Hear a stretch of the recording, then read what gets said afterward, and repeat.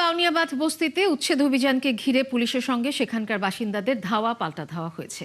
উচ্ছেদ অভিযানে গিয়ে প্রথমে বস্তিবাসী ধাওয়া খেয়ে এলাকা ছাড়লেও পরে অতিরিক্ত ফোর্স নিয়ে আবারও অভিযান শুরু করে গৃহায়ণ কর্তৃপক্ষ। এ ঘটনায় পুলিশের 6 থেকে 7 জন আহত হয় বলে জানিয়েছে মিরপুর বিভাগের উপকমিশনার। আর বস্তিবাসীর দাবি, প্রভাবশালীদের স্বার্থেই বিনা নোটিসে এই অভিযান চালিয়েছে গৃহায়ণ। বিস্তারিত সুমন তানভীরের প্রতিবেদনে, ক্যামেরায় ছিলেন দুর্লভ মজুমদার।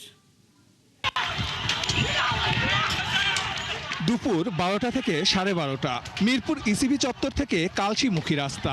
এলোপাথারি দৌড়াচ্ছে পুলিশ, পেছনে লাঠি হাতে ধাওয়া করা মানুষগুলোর পরিচয় মেলেনি। বুধবার সকালে মিরপুর বাউনিয়াবাদ এলাকায় গৃহায়ণের উচ্ছেদ অভিযানে এসে এমন পরিস্থিতির মুখোমুখি হতে হয় পুলিশ সদস্যদের। নির্বাহী ম্যাজিস্ট্রেটও বাধ্য হন দৌড়ে পালাতে। এমন ভারী ভারী যন্ত্র নিয়েই মিরপুরের বাউনিয়াবাদ এলাকার যে বস্তিটি আছে তার সামনের অংশ ভাঙার জন্য সকাল 9টার দিকে এসেছিল ম্যাজিস্ট্রেট সহ পুলিশের সদস্যরা। তবে বস্তিবাসী বলছে কোনো রকম আগাম নোটিশ ছাড়াই সকালে এই উচ্ছেদ অভিযানে আসে তারা, এবং এলাকাবাসীর বিক্ষোভে এই মেশিনগুলো অর্থাৎ বড় বড় বুলডোজার রেখেই তাদের এই এলাকা ছেড়ে পালাতে হয়। এটি তার 2 ঘন্টা পরের চিত্র। অতিরিক্ত পুলিশ সদস্য নিয়ে আবার ঘটনাস্থলে গৃহায়ণের কর্মকর্তারা। উচ্ছেদ অভিযান শুরুর চেষ্টা করলে আবারও শুরু হয় উত্তেজনা, মারমুখী হয়ে ওঠে পুলিশ। পরে ব্যাপক মাত্রায় আবার উচ্ছেদ অভিযান শুরু করে গৃহায়ণ কর্তৃপক্ষ।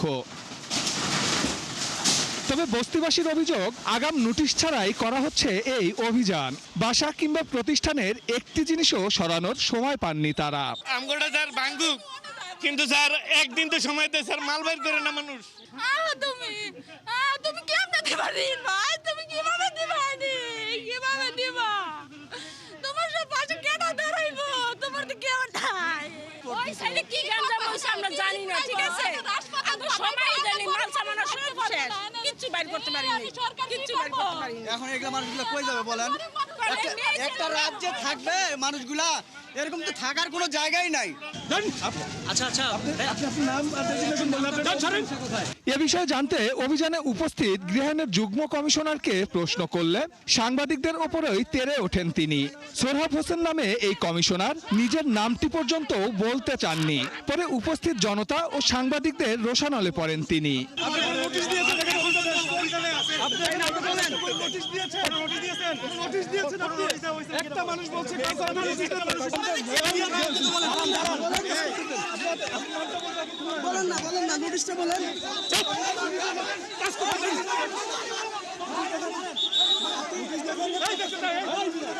উচ্ছেদ অভিযানের সার্বিক পরিস্থিতি বিষয়ে মিরপুর বিভাগের উপকমিশনার জানান, নোটিশের বিষয়টি তার এখতিয়ারে পড়ে না। কিছুটা ভুল বোঝাবুঝি থেকেই সকালে অনাকাঙ্ক্ষিত পরিস্থিতির সৃষ্টি হলেও সার্বিক পরিস্থিতি এখন নিয়ন্ত্রণে। প্রথম দিকে ভালোভাবে শুরু হয়, একটা পর্যায়ে এখানে স্থানীয় লোকজন যারা আছে, যারা মনে করতেছে এই স্থাপনা ভাঙ্গার ফলে ক্ষতিগ্রস্ত, তাদের পক্ষে একটা প্রতিরোধের চেষ্টা করছে এবং একটা পর্যায়ে পুলিশকে বা নির্বাহী ম্যাজিস্ট্রেট যারা ছিলেন, যারা উচ্ছেদের কার্যক্রম তাদেরকে বাধা প্রদান করছে। মধ্যাহ্নভোজের পর আমরা রিইনফোর্সমেন্টও করেছি, অতিরিক্ত ফোর্স এখানে নিয়ে এসেছি। এখন মধ্যাহ্নভোজের পর থেকে এখন কার্যক্রম যেটা আছে চলমান আছে, এটা ভালোভাবে আছে। আর যেই কয়জন সদস্য আমাদের আহত হয়েছে তাদের চিকিৎসার আমরা ব্যবস্থা করছি। এ ঘটনায় আহত হয়েছেন বস্তির অনেকে। দেখেন অবস্থাগুলা, এই যে আমার আড়ুটার ভিতরে বাড়ি দিয়েছে, আমি মনে হয় যে আড়ুটা আমি আটতে পারতেছি না। সুমন তানভীর, 71, ঢাকা। 27 বছর বয়সেই মামলার সংখ্যা 29টি। মোহাম্মদপুরের জেনেভা ক্যাম্পের শীর্ষ মাদক কারবারি পিচ্চি রাজার গল্প এটি। গত রাতে তাকে বিমানবন্দর থেকে গ্রেফতার করে পুলিশ। বুধবার এই রাজাকে 7 দিনের রিমান্ড চেয়ে আদালতে তোলা হয়। গত 9 জুন এই পিচ্চি রাজা সহ জেনেভা ক্যাম্পের শীর্ষ 10 মাদক ব্যবসায়ীকে নিয়ে অনুসন্ধানী প্রতিবেদন প্রচার করে 71 টেলিভিশন। আরও জানাচ্ছেন আশিক মাহমুদ। হত্যা, মাদকসহ 29টি মামলা মাথায় নিয়ে গত 17ই মে স্ত্রী সন্তান সহ নেপাল ভ্রমণে যান জেনেভা ক্যাম্পের শীর্ষ মাদক ব্যবসায়ী পিচ্চি রাজা। 19 মে রাতে দেশে ফেরার পর বিমানবন্দরে ইমিগ্রেশন পুলিশ তাকে আটক করে তুলে দেয় মোহাম্মদপুর থানা পুলিশের হাতে। হত্যা, বিস্ফোরক সহ মোট 6টি মামলায় তাকে গ্রেপ্তার দেখিয়ে পুলিশ জানায় এই রাজার বিরুদ্ধে শুধু মোহাম্মদপুর থানায় 29টি মামলার তথ্য পাওয়া গেছে। এর মধ্যে 3টি হত্যা মামলা। তার বিরুদ্ধে আমরা হত্যা মামলা পেয়েছি 3টি, তারপর আপনার সন্ত্রাস দমন আইনে মামলা পেয়েছি, বিস্ফোরক দ্রব্যাদি আইনে মামলা পেয়েছি এবং অন্যান্য ধারার যে আইনে মামলা সেগুলোও পেয়েছি। দ্যাট মিনস সে সকল ধরনের অপরাধের সাথেই জড়িত বলে বলা যায় এবং এই জেনেভা ক্যাম্পে যে অস্থিতিশীল পরিস্থিতি যে বিভিন্ন সময় তৈরি হয় এখানে তার প্রত্যক্ষ এবং পরোক্ষভাবে মদত রয়েছে। মোহাম্মদপুরের জেনেভা ক্যাম্পের মাদক সাম্রাজ্য বর্তমানে যে 10 গডফাদার নিয়ন্ত্রণ করে তাদের মধ্যে পিচ্চি রাজা অন্যতম। পিচ্চি রাজা ছাড়াও চুয়া সেলিম, বশির মোল্লা সহ ক্যাম্পের বাকি মাদক ব্যবসায়ীদের গ্রেপ্তারে পুলিশের অভিযান চলছে। যারা এরকম এই গডফাদার কিংবা মাদকের যে সম্রাট যাদেরকে বলেন, এরা কেউ ক্যাম্পে ওইভাবে থাকে না, এরা বিভিন্ন সময় আসে। তো আমাদের তাদের উপর নজরদারি থাকে। অনেক সময় দেখা যায় যে ক্যাম্পে তাদের আসার খবর শুনে আমাদের টিম মুভ করে, পরবর্তী দেখা যায় সে ফাঁক ফোকর দিয়ে পার হয়ে যায়। কারণ জেনেভা ক্যাম্পে অনেকগুলো গলি রয়েছে, প্রায় 30টির মতো। তো আমাদের নজরদারি রয়েছে। যাদের নাম বললেন তাদেরকেও আমরা হয়তো পিচ্চি রাজার মতোই দেখা যাবে এক সময় কোথাও না কোথাও থেকে আমরা গ্রেপ্তার করে ফেলব। রাজাকে রিমান্ডে জিজ্ঞাসাবাদ করে তার সহযোগীদের গ্রেপ্তার করা হবে বলে জানিয়েছে পুলিশের এই কর্মকর্তা। তাকে রিমান্ডে এনে নাম ধরে ধরে আমরা জেনেভা ক্যাম্পে অভিযান করব। আশিক মাহমুদ, 71, ঢাকা। শুধু পদ্মা ব্যারেজ নয়, এর পাশাপাশি তিস্তা ব্যারেজের কাজও শুরু করবে বিএনপি সরকার। বিকেলে গাজীপুরে সুধী সমাবেশে যোগ দিয়ে এই ঘোষণা দেন প্রধানমন্ত্রী তারেক রহমান। তিনি বলেন, অনেকেই বড় বড় কথা বললেও বিএনপি জনগণকে দেওয়া প্রতিশ্রুতি বাস্তবায়নে কাজ করছে। প্রাকৃতিক দুর্যোগের ফলে ক্ষয়ক্ষতি কমাতে একটি কার্যকর ব্যবস্থা গড়ে তুলতেও কাজ করছে সরকার। মোহাম্মদ হোসেইনের প্রতিবেদনে বিস্তারিত। বৈশ্বিক জলবায়ু পরিবর্তনের অভিঘাত মোকাবেলা ও দেশের দুর্যোগ ব্যবস্থাপনা শক্তিশালী করতে প্রধানমন্ত্রী তারেক রহমানের হাত ধরে যাত্রা শুরু হলো বিশেষায়িত প্রতিষ্ঠান জাতীয় দুর্যোগ ব্যবস্থাপনা গবেষণা ও প্রশিক্ষণ ইনস্টিটিউটের। দিনব্যাপী গাজীপুর সফরে দুপুরে টঙ্গীর 27-এ বিশেষায়িত প্রতিষ্ঠানের ভিত্তিপ্রস্তর স্থাপন অনুষ্ঠানে যোগ দেন প্রধানমন্ত্রী তারেক রহমান। ভিত্তিপ্রস্তর স্থাপনের উদ্বোধন করেন প্রধানমন্ত্রী। ইনস্টিটিউট আঙ্গিনায় একটি তালগাছের চারা লাগান, পুকুরে ছাড়েন মাছের পোনা। পরে জাতীয় দুর্যোগ ব্যবস্থাপনা অধিদপ্তর ও দুর্যোগ ব্যবস্থাপনা ও ত্রাণ মন্ত্রণালয়ের আয়োজনে সুধী সমাবেশে যোগ দেন প্রধানমন্ত্রী তারেক রহমান। সেখানে তিনি বলেন, সীমান্তের উপারে ব্যারেজ নির্মাণের ফলে দেশের দক্ষিণ পশ্চিমাঞ্চলে শুকনো মৌসুমে পানি থাকছে না। এই সংকট লাঘবে পদ্মা ব্যারেজের পাশাপাশি তিস্তা ব্যারেজেরও কাজ শুরু করার প্রতিশ্রুতি দেন প্রধানমন্ত্রী। তিস্তা নদী যেটি আছে, আপনারা প্রতিটা অনেকবার দেখেছেন, অনেক কথা বলতে পারে, স্বাস্থ্য জনপ্রিয়তার জন্য অনেক কথা আমাকে বলতে পারে। তবে আপনাদের সকলের সামনে আজকে আমি পরিষ্কার একটি কথা বলে যাই, ইনশাআল্লাহ এই বিএনপি সরকার পদ্মা ব্যারেজের কারণে হাত দিলে ইনশাআল্লাহ তিস্তা ব্যারেজের। অনেকেই বড় বড় কথা বললেও বিএনপি সরকার জনগণের কাছে দেওয়া প্রতিশ্রুতি বাস্তবায়নে কাজ করছে বলে জানান সরকার প্রধান। যারা বিভিন্ন বড় বড় কথা বলছেন তাদের বিষয়ে পরিষ্কারভাবে বলতে চাই, এই যে আজকে এখানে দুর্যোগ মন্ত্রী বসে আছেন, এই লোকটার নেতৃত্বে তিস্তায় বিএনপি কর্মসূচি পালন করছে, যা বাংলাদেশের অন্য কোনো রাজনৈতিক দল হবে না। তারা হয়তো বড় বড় কথা বলেছে, বড় বড় কথা বলেছে, কাজ যদি কেউ করে থাকে, ডেলিভারি যদি কেউ করে থাকে, পরিস্থিতি যদি কেউ তৈরি করে থাকে, সেটা বিএনপি। প্রাকৃতিক দুর্যোগের ফলে ক্ষয়ক্ষতি কমাতে একটি কার্যকর ব্যবস্থা গড়ে তোলার কথাও জানান তারেক রহমান।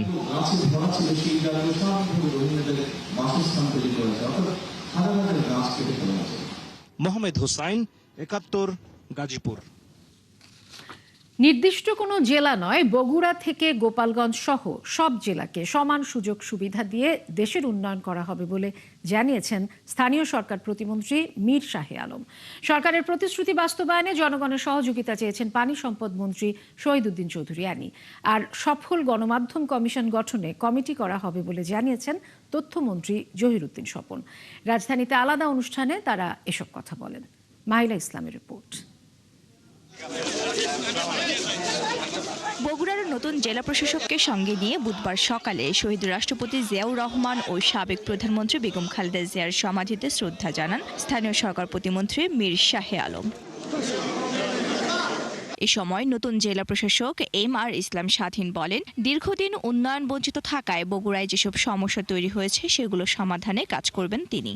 যে কোনো মূল্যে আমাদের সততা, আমাদের শ্রম, আমাদের যোগ্যতা, মেধা দিয়ে আমরা বগুড়াকে একটা মেগা পরিচ্ছন্ন শহর গড়ে তুলব। পরে সাংবাদিকদের সঙ্গে কথা বলেন স্থানীয় সরকার প্রতিমন্ত্রী, আশ্বাস দেন দেশের উন্নয়নে সব জেলায় সমান গুরুত্ব ও সুযোগ পাবে।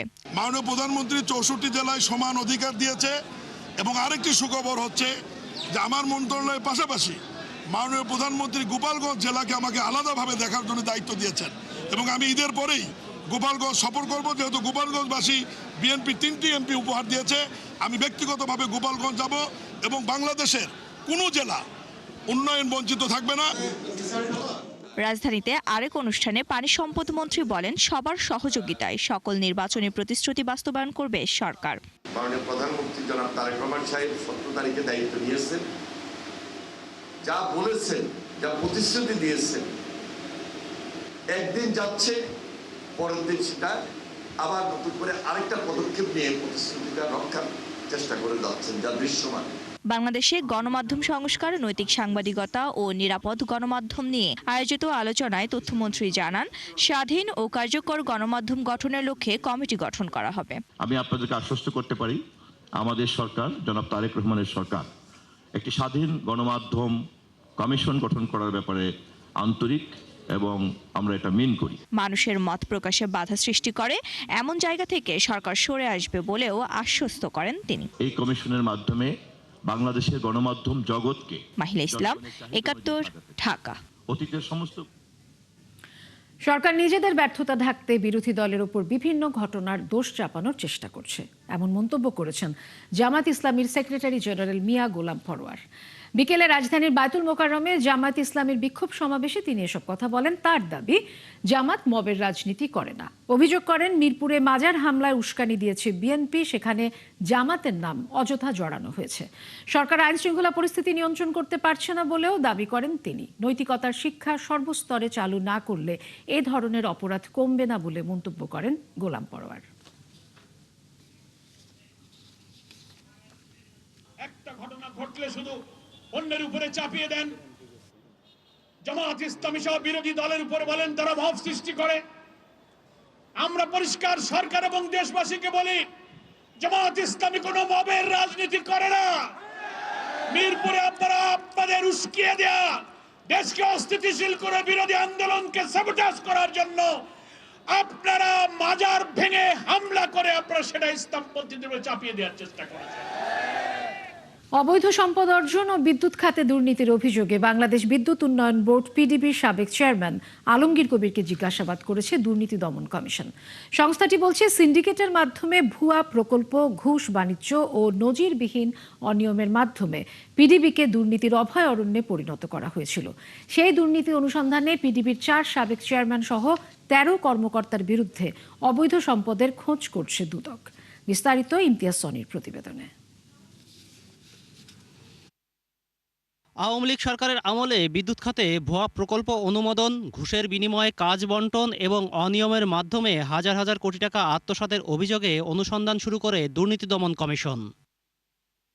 এই ধারাবাহিকতায় গত ফেব্রুয়ারিতে পিডিবির সাবেক 4 চেয়ারম্যান খালেদ মাহমুদ, মাহবুবুর রহমান, বেলায়েত হোসেন ও আলমগীর কবির সহ 13 জন কর্মকর্তা কর্মচারীর অবৈধ সম্পদের অনুসন্ধানে নামে সংস্থাটি। সেই অনুসন্ধানের অংশ হিসেবে মঙ্গলবার দুদকে তলব করা হয় সাবেক চেয়ারম্যান আলমগীর কবিরকে। জিজ্ঞাসাবাদের পাশাপাশি তার বিরুদ্ধে ওঠা অভিযোগের বিভিন্ন নথিপত্র সংগ্রহ করে সংস্থাটি। বিদ্যুৎ উন্নয়ন বোর্ডের অনেকগুলো অনিয়ম দুর্নীতির অভিযোগে অনুসন্ধানগুলো অনেকগুলো একাধিক অনুসন্ধান চলমান। বাংলাদেশ বিদ্যুৎ উন্নয়ন বোর্ডের সাবেক চেয়ারম্যান ওনাদের মূলত 13 জনের জ্ঞাত আয় বহির্ভূত সম্পদ অর্জনের একটা অভিযোগ ছিল। সেই অভিযোগের অনুসন্ধানের অংশ হিসেবে আজকে উনি তার কাগজপত্র জমা দিয়ে গেছেন। দুদক জানায়, অভিযুক্ত কর্মকর্তাদের সম্পদের তথ্য যাচাইয়ে ইতিমধ্যে বিভিন্ন সরকারি দপ্তর ও সংস্থায় চিঠি পাঠানো হয়েছে। আর্থিক লেনদেন, সম্পদ অর্জন ও প্রকল্প সংশ্লিষ্ট নথিপত্র খতিয়ে দেখা হচ্ছে বলেও জানান এই কর্মকর্তা। অনুসন্ধানকারী কর্মকর্তা বিভিন্ন দপ্তরে পত্র প্রেরণ করেছেন, ওনার কাছে তথ্য চেয়েছে, তার কাগজপত্র দিয়ে গেছেন। আর অনুসন্ধানের প্রেক্ষিতে অনুসন্ধানকারী কর্মকর্তা পরবর্তী প্রতিবেদন দাখিল করবেন কমিশনে। এদিকে অবৈধ সম্পদ অর্জনের মামলায় সাবেক ডিবি প্রধান হারুনুর রশিদের স্ত্রী শিরিন আক্তারের আয়কর সংক্রান্ত নথিও জব্দ করেছে দুদক। ইমতিয়াজ সনি, ৭১, ঢাকা। জলবায়ু সংকট মোকাবেলায় বর্তমান সরকার দৃঢ়ভাবে প্রতিজ্ঞাবদ্ধ বলে জানিয়েছেন বন ও পরিবেশ মন্ত্রী আব্দুল আওয়াল মিন্টু। আজ রাজধানীর একটি হোটেলে আয়োজিত এক কর্মশালায় তিনি কথা বলেন। এ সময় মন্ত্রী পরিবেশ রক্ষায় সরকারের পাশাপাশি সকল অংশীজনকে এগিয়ে আসার আহ্বান জানান। একই অনুষ্ঠানে বন ও পরিবেশ প্রতিমন্ত্রী শেখ ফরিদুল ইসলাম বলেন, খাল খনন ও বৃক্ষরোপণ কর্মসূচির মধ্য দিয়ে প্রাণ প্রকৃতি রক্ষায় আন্তরিকতার পরিচয় দিচ্ছে সরকার। এছাড়া দস্যুমুক্ত ও নিরাপদ সুন্দরবন তৈরিতে সর্বোচ্চ গুরুত্ব দেওয়া হচ্ছে বলেও জানান তিনি।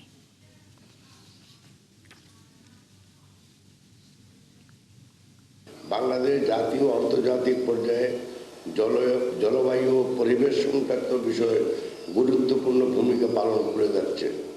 তবে পরিবেশগত চ্যালেঞ্জ দিন দিন আরও জটিল হচ্ছে। জলবায়ু পরিবর্তনের ঝুঁকি, দূষণ, আবাসস্থল ধ্বংস এবং জীববৈচিত্র্যের ক্ষয় মোকাবিলার সমন্বিত ও দীর্ঘমেয়াদী উদ্যোগ প্রয়োজন।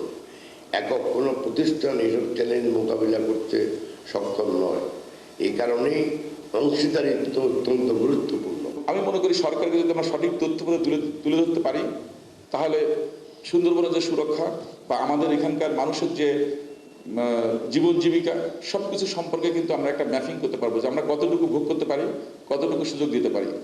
কারণ সুন্দরবনে মনে করেন বাঘ হরিণ শিকার সহ অনেক ধরনের অপকর্ম হয়, যেগুলোর পিছনে রাজনৈতিক দুর্বৃত্তায়ন থেকে। কারণ আমি একটুকু বলতে পারি যে বর্তমান সরকার দায়িত্ব নেওয়ার পরে কোনো দুর্বৃত্তায়নকে প্রশ্রয় দেওয়া হয়নি। চলছে সংবাদ সংযোগ, সরাসরি সংবাদ অনুষ্ঠান দেখতে চোখ রাখুন ৭১-এর ফেসবুক পেজ এবং সাবস্ক্রাইব করুন ৭১-এর ইউটিউব চ্যানেল। ৭১-এর সাথেই থাকুন।